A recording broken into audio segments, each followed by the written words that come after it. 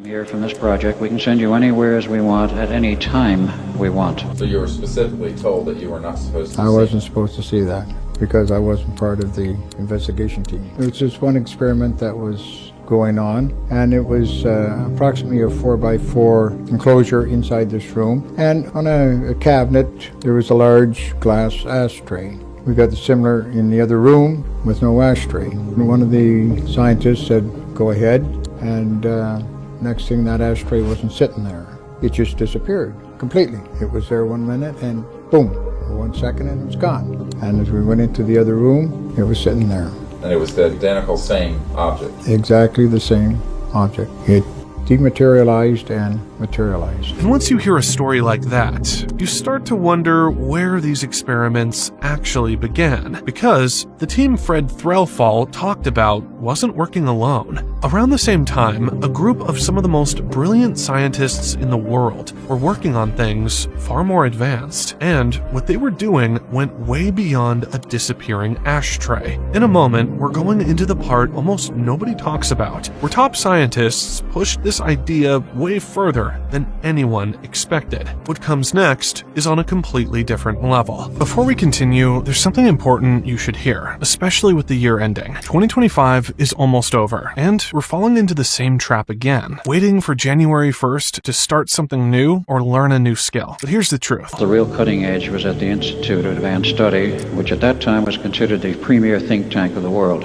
They were way ahead of the schools and the universities, and they were dealing with time matrices, and they were dealing with five-dimensional realities and a few other things which we had never heard of.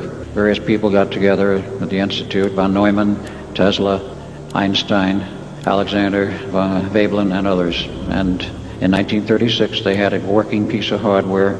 It worked partially to produce invisibility in one of the older buildings on the property.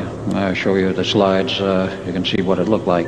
In 1940, they had a fully successful test in the Brooklyn Navy Yard with revised equipment using Tesla's design of a full analog system, and a Navy tender, approximately 250 tons, became completely invisible to the eye, and to the camera for that matter, and everyone was elated, including the Navy and Roosevelt. The Navy responded by immediately classifying this project and calling it Project Rainbow. This is Al Bielek, a man who said he had direct knowledge of how the project began and why the Navy pushed the technology forward. His story deals with a subject that is still sensitive for many, because it involves research that the military did not want publicly discussed at the time. Let me break down what Bielek was explaining in that talk. The US was heading deeper into World War II, and the Navy wanted any kind of advantage it could get. They needed a way to protect ships, stay hidden, and avoid enemy detection. So they brought together several of the most advanced scientific minds alive: John von Neumann,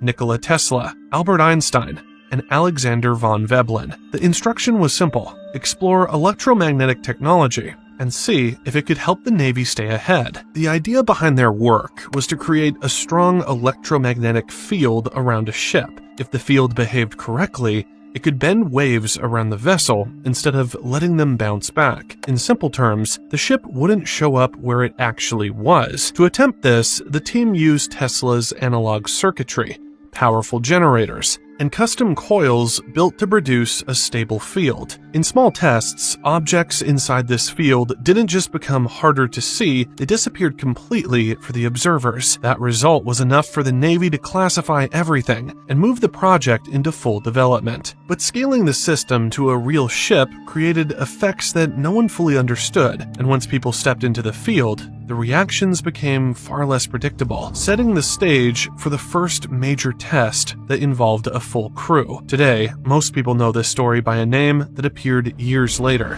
the Philadelphia experiment. But for the purposes of this test, they only wanted about 15 sailors and 6 officers, enough to take the ship out into the harbor, set it stationary, motionless but not anchored, and have the properly trained crew members, Duncan and myself, to run the equipment and proceed with the test when they were ordered to do so. Now, what did they intend to do with these tests? The primary purpose was to make the ship invisible to sight and to radar. Now, in 1940, they had no problem making that tender invisible to sight, but they were not concerned with radar at that time, which is merely an extension of light energy, but at a much lower frequency. But there were no personnel on that tender. So now we have a situation where you have a ship with personnel on board and where the power is much, much higher. Once the Navy had a working setup, the next step was obvious. They had to test it on a real ship, with real conditions, and with a crew on board. And this is where the project shifted from theory to something far more serious. Because the moment they introduced people into the equation, the risks increased dramatically. No one truly knew how a living body would react inside a strong electromagnetic field of this size. Before the official test, the interior of the USS Eldridge was modified to support the equipment. Cabling, generators, and field coils were installed in places that were never designed for this kind of hardware. Only a few men were trained to operate it, and they had to be physically present at the controls. Everything depended on their timing and their ability to shut the system down if needed. There was no automation and no backup method if something went wrong. The plan for the test was simple. Take the ship into the harbor, hold position, activate the field, and observe how stable the system remained with a full structure and crew inside it. The Navy wanted to see how long invisibility could be maintained and how the ship behaved while the field was active. What they didn't expect was how quickly the situation would change once the equipment reached full strength. As the field expanded around the Eldridge, small warning signs began to appear. Lights flickered, metal vibrated, and the crew started reporting discomfort. These were early hints that the technology was interacting with the environment in ways the team had not anticipated. And as the power increased, the effects became even more noticeable, pushing the test toward a point where stopping it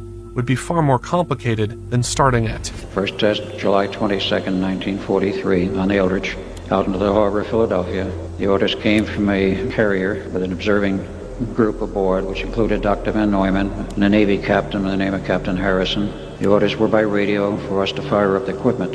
You see, there were no computers in those days. There was not very good means for remote control, so it was decided to have two men there who knew what the system was, namely Duncan and myself, to run the equipment, and in case something went wrong, be there to shut it off, or do whatever we had to do. On orders, we turned the equipment on about 1000 hours, and for 20 minutes, everything appeared to be perfectly normal and the way they wanted it. The ship was invisible to radar and invisible to sight, with nothing but a haze around it.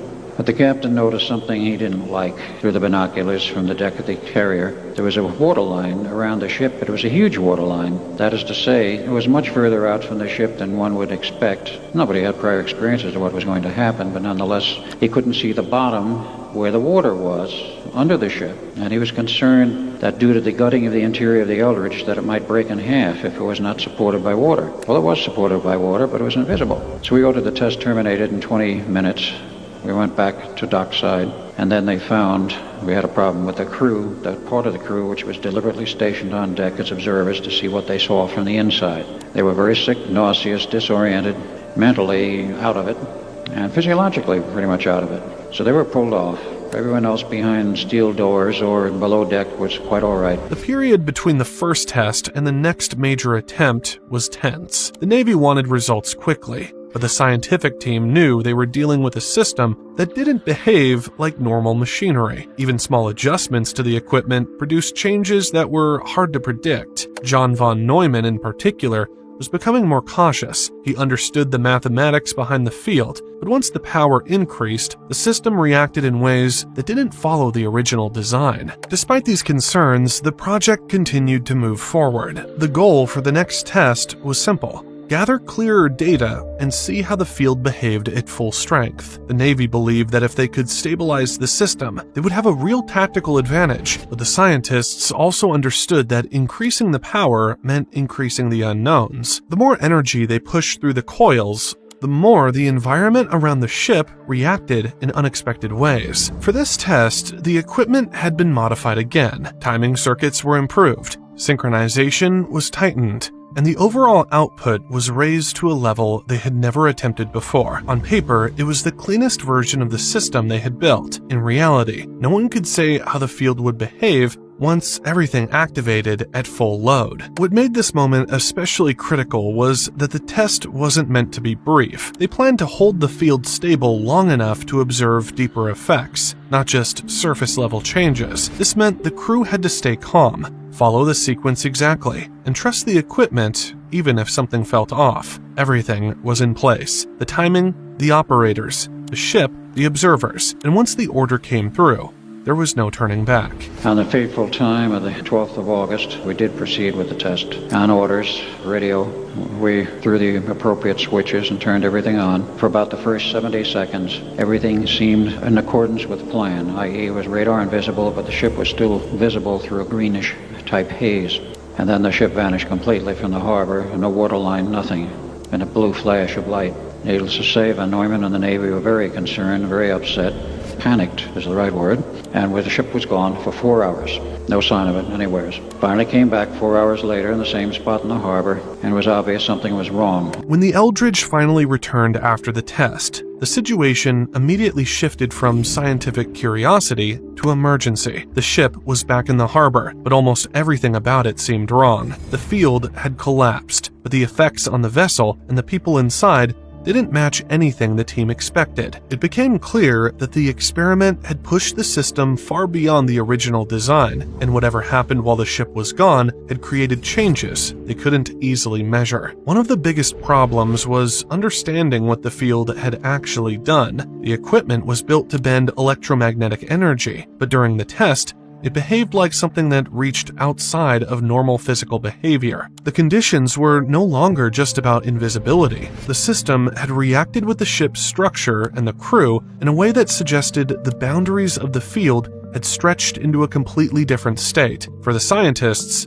this meant they weren't studying a simple malfunction. They were dealing with an outcome that no existing theory could fully explain. The team tried to stabilize the environment on board, but the more they inspected the ship, the more questions appeared. Instruments were out of alignment, materials showed irregular patterns, and the crew's reactions didn't match any known response to electromagnetic exposure. It was as if the test had placed them in conditions the human body was never meant to experience. The Navy's priority immediately became containment, understanding what happened, deciding how to move forward, and figuring out whether the experiment could continue in any form. And this is where the story turns again, because according to the accounts that followed, the people running the project believed they still had one last option, a way to intervene directly using the same technology that created the problem. Well, gentlemen, you're going to have to go back to the Eldridge. Oh, just how are we going to do that? Well, we'll send you back. And how are we going to do that?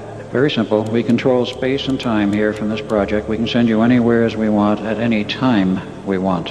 And it had built and was within what is called a hyperspace bubble, which was growing. Now, a hyperspace bubble is nowhere physically. It is describing an artificial reality which is not of this Earth or not of the solar system as we know it. It's outside of it, in a manner of speaking. After the ship returned, the condition of the crew became the most disturbing part of the entire story. Officially, very little was acknowledged. But over the years, multiple accounts, some from former sailors, others from researchers who investigated the case later, claimed that the effects went far beyond disorientation. These reports described men who appeared confused, unable to stand, or unaware of their surroundings. And then came the stories that pushed the experiment into legend. Crew members who were said to have been partially embedded into the metal structures of the ship, as if the boundaries between their bodies and the vessel had temporarily broken down. None of these details were ever confirmed in Navy records, but the consistency of the allegations kept them alive. The idea was simple and frightening. If the electromagnetic field didn't just bend light, but interfered with physical matter itself, then a human body caught in that process could be affected in ways no one could predict. For many people, these claims became the center of the entire mystery. At the same time, researchers who looked into the experiment decades later pointed out that the Navy was conducting classified work involving degaussing, radar countermeasures, and electromagnetic protection systems. These were real technologies, which made the more extreme accounts harder to dismiss entirely. The silence surrounding the project only added to the uncertainty. In the end, the Philadelphia experiment sits in an unusual place. Some believe it was a misunderstanding. Others see it as a story expanded over time. And a few insist the technology briefly crossed into an area we still don't understand. What remains is a mix of testimony, secrecy, and unexplained details, enough to keep the question open, even after all these years.